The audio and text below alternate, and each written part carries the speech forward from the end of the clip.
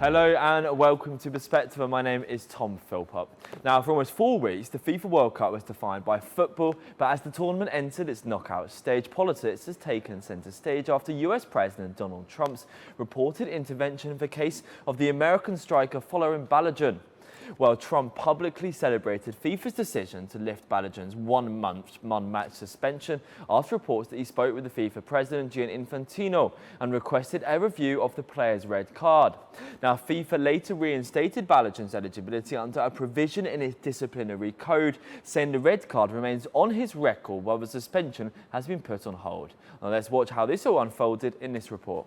The FIFA World Cup is once again making headlines, but this time it's not because of what happened on the pitch. Donald Trump personally appealed to FIFA over the suspension of American striker Folarin Balogun have sparked a global debate about whether politics has crossed into football. The decision to overturn Balogun's automatic suspension has drawn praise from some, criticism from others, and raised fresh questions about the independence of the sport's governing body. The controversy began after Folarin Balogun received a straight red card during a World Cup match, a decision that normally carries an automatic one-match suspension under FIFA's disciplinary rules. But shortly afterward, FIFA announced that although the red card would remain on Balogun's record, the suspension had been lifted, making him available for the United States round of 16 match against Belgium. The decision quickly became the center of international attention after reports emerged that Donald Trump had spoken directly with FIFA President Gianni Infantino before the suspension was overturned. The move has triggered criticism from across the football world. Belgium's Football Federation has questioned the decision and is reportedly considering its options, while European football officials have described the development as unprecedented, arguing that disciplinary decisions should remain free from political influence. Supporters of the ruling, however, say FIFA has the authority to review disciplinary cases in exceptional circumstances and believe the original red card may have been too harsh. Even so, many analysts argue that the timing of the decision has created a perception problem for FIFA, with concerns that outside influence may have played a role. The controversy has also renewed debate over FIFA's long-standing commitment to keeping politics separate from football. Critics say that regardless of the final outcome, transparency is essential if the organization hopes to maintain public confidence in its disciplinary process. As preparations continue for the knockout stages, the focus has shifted beyond tactics and team selections to questions of governance, fairness, and the credibility of football's decision-making system. For fans, players, and officials alike, the issue is no longer just about one player's eligibility.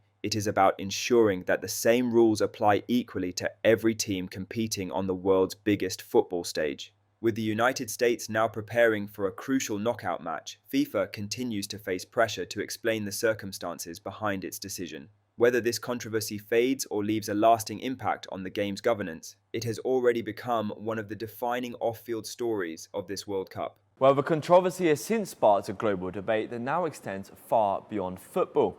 Belgium's Football Federation and several football analysts have questioned the decision, arguing that even the perception of political influence could undermine the integrity of the World Cup and FIFA's disciplinary process. FIFA, though, however, insists the decision was made within its existing regulations. The incident has also renewed discussion about President Trump's approach to leadership. And throughout his political career, Trump has frequently taken public positions in issues ranging from international conflicts to trade disputes to global sporting events. Now, supporters say he is even defending American interests wherever they are involved and is unafraid to challenge international institutions. Critics argue, though, that such interventions risk blurring the line between political leadership and the independence of global organizations. Now, the Trump-Infantino relationship is also under renewed scrutiny, with political observers and football commentators questioning whether close ties between world leaders and sporting bodies could affect public confidence in international competitions. As the World Cup moves into its decisive knockout rounds, the focus is no longer limited to performances on the pitch. The Balogun case has become one of the tournament's biggest off-field stories, raising questions about transparency, accountability, and the role politics should play in global sport. Now, whether the controversy fades with the tournament or leads to calls for greater safeguards, within FIFA, it is already ensured that one of the biggest talking points of the World Cup is not about who wins the trophy, but how decisions surrounding the games are made. Well, for our first discussion on FIFA's decision, we're joined by the retired Senator Javed Jabbar. Sir, hello and welcome back to Perspectiva. So President Trump has reported that Balogun's case crossed a line. Was he simply advocating, though, for his country's national team? Specifically, of course, it is very unprecedented for a head of state to directly intervene with an international sports regulatory body. But this connects up with the larger issue of the role of the political sphere and the role of sports administration, and sports as being a realm separate from politics and state authority in the sense of intervening on behalf of a team or a player. And when you look at the broader question of the nexus between sports and politics, on the face of it, in theory, everyone likes to say, or most people like to say, that the two should be kept separate from each other. But in actual practice, this is not so. As the record will show, after the Soviet Union invaded Afghanistan in December 1979, the United States and several countries from Europe and other parts of the world boycotted the Summer Olympics that were going to be held in Moscow the next year in 1980. As a result, obviously, the credibility and attendance of the Summer Olympics held in Moscow was badly affected. In retaliation, 4 years later, when the United States hosted Olympic Games in 1984 in Los Angeles, I think, the Soviet Union and its allies boycotted the Olympic Games as a retaliation. So there was a clear political role played in sports, athletics, games, the whole gamut covered by the Olympic Games. And in another sphere, that of apartheid in South Africa. In principle, it was a very good decision by the countries of Asia and Africa in particular, and Latin America, though Latin America is not a cricket-playing country, to boycott the white-controlled and white-dominated cricket teams of South Africa as a matter of political policy. Whereas the British, the English cricket team continued to tour South Africa. And it was very belatedly that Britain and Australia that had maintained, and New Zealand that had maintained relations with South Africa decided to abstain until the political policy changed. So that is the background. Politics and sports. Right here in South Asia, India and Pakistan, India is a classic negative example of how it has deliberately injected politics and partisanship into its sports relations with Pakistan, whether it be cricket or whether it be some other aspect. So in that context, judging the call made by the President of the United States with specific reference not to a whole team or to some aspect of policy, but to take up an individual case and then ask for the original decision to be changed was absolutely, I think, unprecedented. I cannot recall an instance where a president of a country, a head of state or head of government has publicly, overtly intervened. At the most, what may well have happened are covert messages sent through diplomatic channels saying that the head of government or the head of state is very upset at this and so decision. But that too is most unlikely. This kind of protest would have been handled at the level of a minister and not the head of state or head of government. So there is certainly the breaching of a very clear line where the head of state and head of government are not supposed to personally intervene and ask the regulatory body to reconsider a decision taken on merit by the person authorized to do so, on the sports field.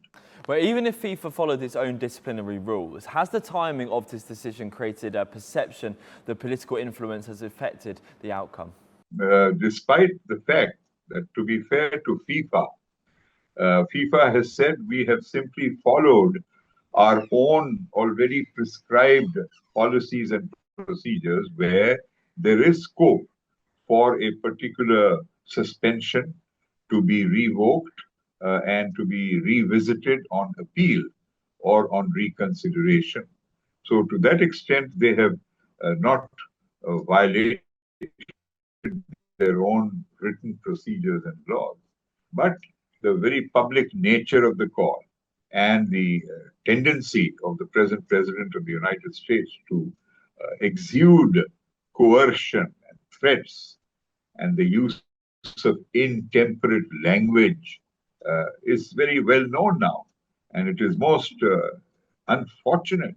Unfortunate is a mild term I'm using. It is absolutely reprehensible that the decorum and the propriety and the restraint that should be shown at the highest levels of authority in this case has failed. And it is in keeping with the whole pattern of articulation by this President of the United States. It is not, in that sense, very surprising. It did not surprise me. You can expect anything of an individual who has been so explicit in using inappropriate terms and languages and reflecting a very hostile and negative attitude, whether it is to countries with which the US is in outright conflict, such as Iran, or whether it is in case of countries with which it is not in violent conflict, such as Denmark over the Greenland issue, or Canada over the threat to take over Canada, and so on, and so many other countries. And therefore, this is part of the pattern of verbal conduct, which in a way also reflects the extremity of physical conduct by the United States in areas outside its own territory, both land and its own territorial waters. But what impact could this controversy have on FIFA's credibility and the integrity of the World Cup moving further forward? In my view, it has affected the credibility of FIFA, certainly, because we did not expect that a country could use its influence, partly because it is a powerful country, and also partly because it is one of the three co-hosts of the FIFA tournament in 2026. But it has certainly dented the credibility of FIFA. FIFA has suffered past instances also of charges of internal corruption and questions raised about its decisions regarding the grant of the venue to applicant countries. And so it is not new to FIFA. This has been part of the record. But certainly going forward, this particular episode will always remain part of public memory about what a certain regulatory body did. And Mr. Jawar, should political leaders ever involve themselves in decisions made by independent international sporting bodies, or should those institutions remain completely insulated from political pressure? First of all, I would say that individually, neither the head of state or the head of government should get personally involved. This should be left to the concerned officials at the highest level or the ministers if unavoidable. But the head of state and head of government should not involve themselves. That said, you cannot completely expect officers of the highest level or at the very highest level to remain completely silent on certain issues that are of a hypersensitive nature. If they are political in nature, and if there is a sport involved, this is quite possible that in the future as well, there will be comments by the personalities who are then the head of state or head of government which impact the holding of tournaments, the visiting by teams of the other countries, such as in Pakistan and India. You have a very good example of how the government has interfered and deliberately prevented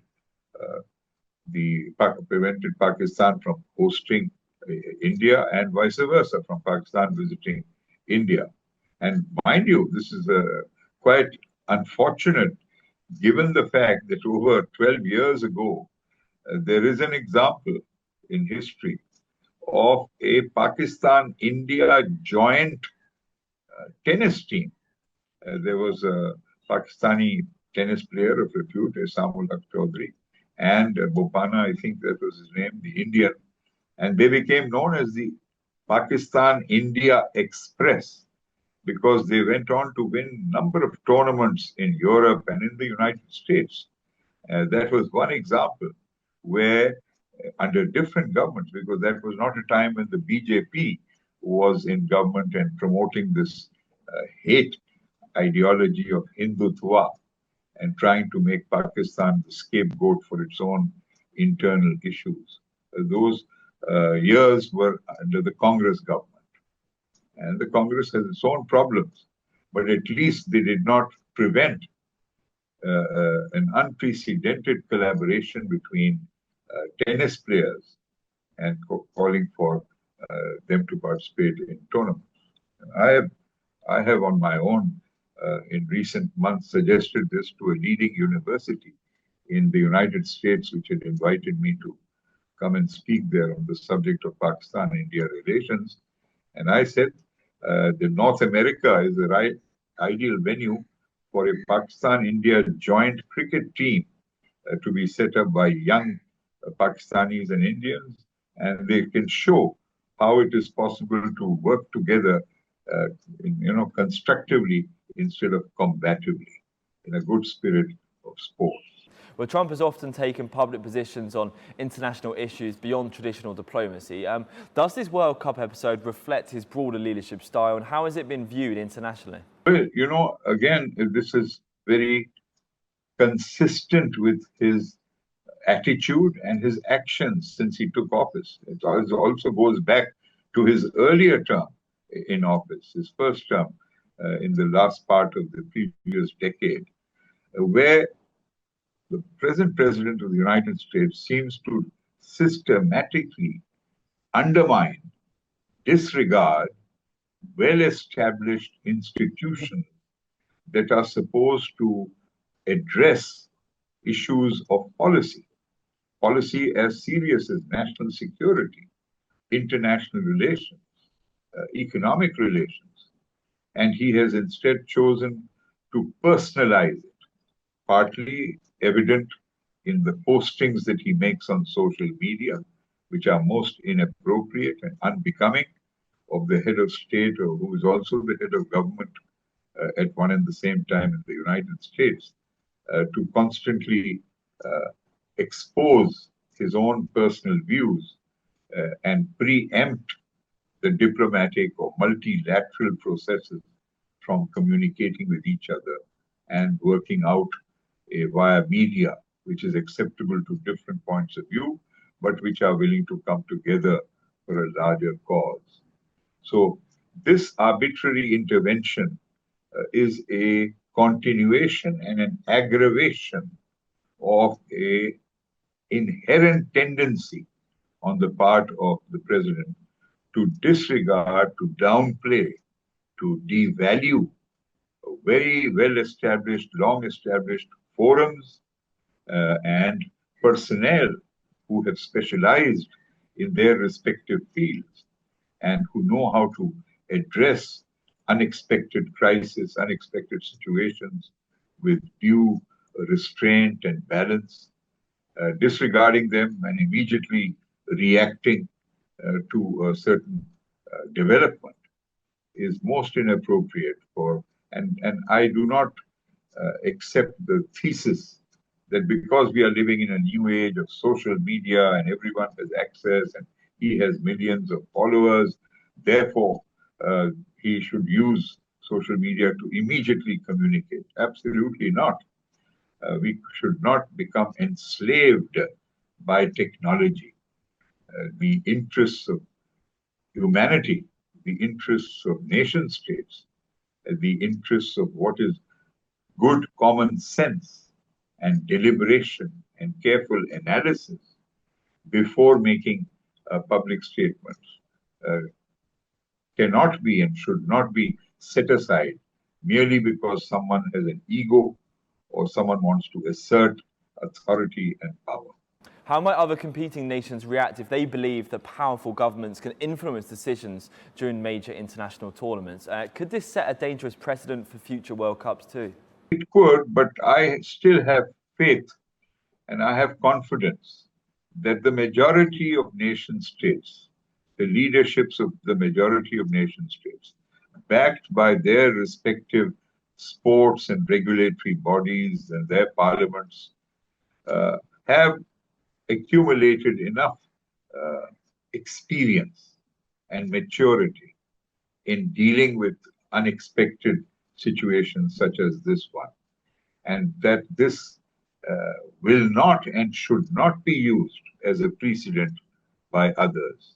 You will notice that in the last 2 years or more that the President of the United States has been in office, or less than 2 years, his particular tendency to use language that is very inappropriate and to make sweeping statements and to exhibit this arrogance of military power has not been emulated by other leaders of prominent countries. At one extreme, there is China, which shows such great maturity and composure and calm when they make a statement on any issue.